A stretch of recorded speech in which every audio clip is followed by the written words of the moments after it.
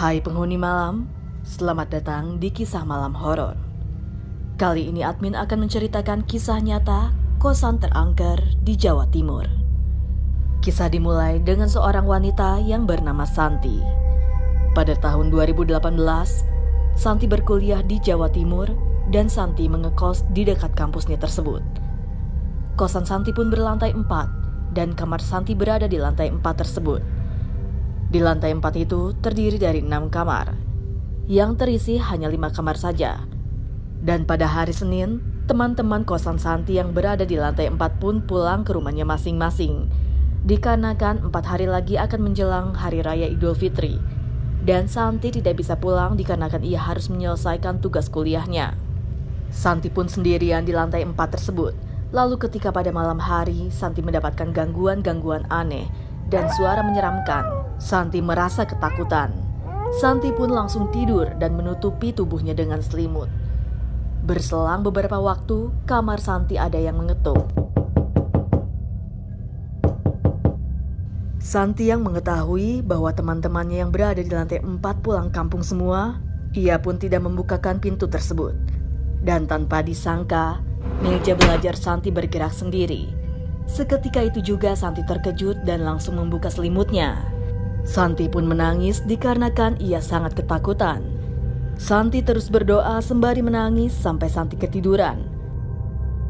Dan di keesokan paginya, Santi bersiap-siap untuk kuliah. Ketika Santi menutup pintu kamarnya, ia merasa ada seseorang yang sedang memperhatikannya. Akan tetapi, ketika Santi melihat di sekitar, tidak ada siapapun. Santi bergegas pergi dari sana. Dan singkat waktu, pada malam hari ketika Santi sedang mengerjakan tugas kuliahnya, ia mendengar suara orang sedang menangis. Lalu Santi pun memberanikan diri untuk keluar kamarnya dan mencari tahu sumber suara tersebut. Ketika Santi membuka pintu, ia melihat sesosok kuntilanak yang berdiri tepat di depan kamarnya sambil menangis.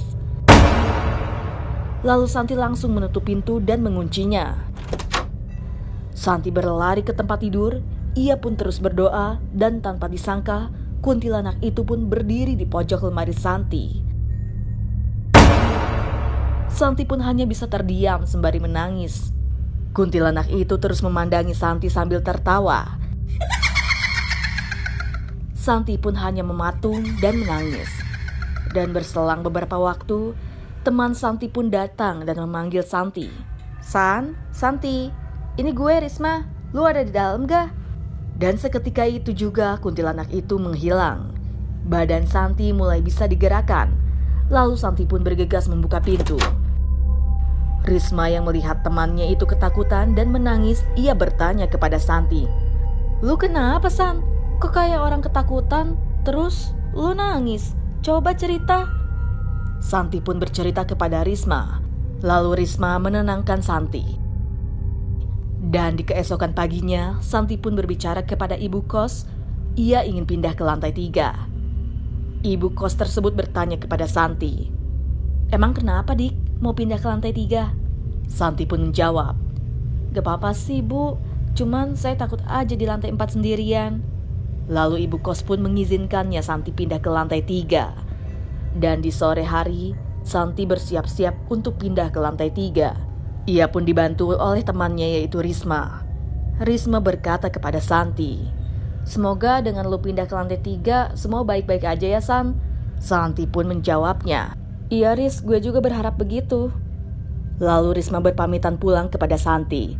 Dan di malam hari ketika Santi selesai mencuci baju, ia keluar dari kamarnya untuk menjemur baju tersebut. Dan tanpa disangka Santi melihat sesosok pocong yang sedang berdiri di lantai 4 sambil memandangi kamar Santi. Santi pun mencoba memberanikan diri dan menyelesaikan menjemur bajunya. Setelah selesai, Santi bergegas masuk ke kamar dan mengunci pintunya. Dan berselang beberapa hari, pada hari Jumat jam 2 siang, Santi jatuh sakit. Santi pun menelpon Risma untuk mengantarnya pergi ke rumah sakit. Lalu Risma pun tiba di kosan Santi dan mengantar Santi ke rumah sakit. Singkat waktu mereka berdua sampai di kosan pada jam 8 malam. Risma pun berkata kepada Santi, "Gue nginep di sini dulu ya San, nemenin lu. Kasian lu di sini sendiri. Besok gue kuliah sore kok." Dan Santi pun menjawab, "Terima kasih banyak ya Riz, lu selalu bantuin gue di saat gue butuh temen." Lalu ketika jam 11 malam, Santi dan Risma pun tidur. Ketika jam 12 malam, Santi terbangun dikarenakan ia ingin minum air. Di saat itu juga Santi melihat sosok kuntilanak yang sedang duduk di kursi belajarnya tersebut. Seketika itu Santi langsung terdiam. Santi pun sampai berkeringat dingin.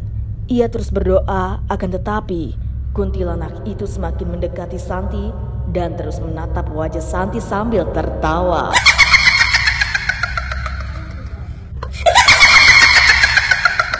Lalu untung saja Risma terbangun. Risma pun langsung mendekati Santi yang terdiam. Risma bertanya kepada Santi, "Kenapa San? Kenapa kamu nangis?" Akan tetapi Santi pun hanya bisa terdiam. Lalu Risma melihat keadaan sekitar. Dan Risma juga melihat sesosok kuntilanak tersebut. Risma pun memberanikan diri untuk mengusir kuntilanak itu. Dan untung saja kuntilanak itu langsung pergi. Lalu ketika itu juga Santi akhirnya bisa menggerakkan tubuhnya. Santi dan Risma berpelukan sambil menangis. Berselang beberapa waktu, Risma memberanikan diri untuk mengecek di sekitar bahwa kuntilanak itu sudah pergi atau belum. Lalu tanpa disangka, kuntilanak itu pun masih berada di luar kamar. Risma pun bergegas mengunci pintu kamarnya. Risma dan Santi terus berdoa sambil menangis. Lalu Risma menelpon saudaranya untuk menjemput dirinya dan Santi. Akan tetapi, saudaranya itu tidak bisa menjemput dikarenakan dirinya masih bekerja. Risma dan Santi pun pasrah dengan keadaan saat itu. Singkat waktu, pagi pun tiba. Lalu Risma berkata kepada Santi, "San, coba kita datang ke Pak Ustadz aja yuk, biar kita nggak diganggu terus sama kuntilanak itu." Santi pun mengiyakannya. Lalu Santi dan Risma pergi ke rumah Pak Ustadz. Mereka meminta kepada Pak Ustadz agar Santi dan Risma tidak diganggu lagi oleh sesosok kuntilanak tersebut. Singkat waktu mereka pun sampai di kosan Santi. Lalu Santi berkata kepada Risma, "Riz, kayaknya gue mau pindah kos aja deh. Gue takut kalau harus ketemu lagi sama kuntilanak itu." Risma menjawab, "Iya San, lu lebih baik pindah dari sini." Lalu Santi dan Risma pergi kuliah bersama. Singkat waktu Santi pun pulang ke kosannya. Setibanya Santi di tangga menuju kamarnya, ia mulai merasakan hal aneh dan seperti ada suara-suara yang menyeramkan. Lalu Santi berlari masuk ke kamarnya. Saat itu juga Santi mulai membereskan semua barang-barang miliknya. Dan ketika jam 7 malam Santi pun menemui ibu kos. Sesampainya Santi di kamar ibu kos tersebut, ia berkata kepada ibu kos tersebut, "Bu, besok saya mau pulang kampung, kayaknya saya nggak pulang lagi ke sini." Lalu ibu kos itu pun menjawab, "Oh gitu Dik, ya udah nggak apa-apa, sering-sering main ke sini ya." Dan Santi pun menelpon Risma untuk membantunya pindah ke kos lain. Dan berakhirlah kisah kosan terangker di Jawa Timur yang diambil dari kisah nyata. Jangan lupa subscribe channel ini agar kalian tidak dihantui mereka.